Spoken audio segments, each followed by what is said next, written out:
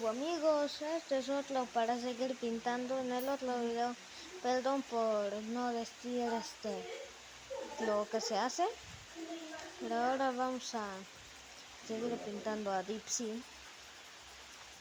Este de acá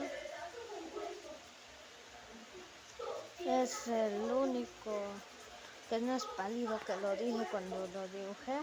Ahora también pintarlo, pero se me acabó el tiempo. Es poco tiempo para poder grabar. YouTube no me dejó, así que vamos a ahora pintar. No sé, perdón por... Miren el video para que lo puedan pintar esto.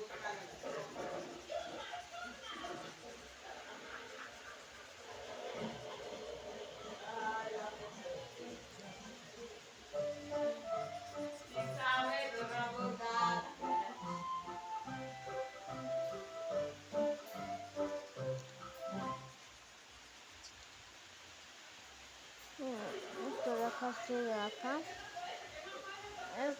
Estos son muy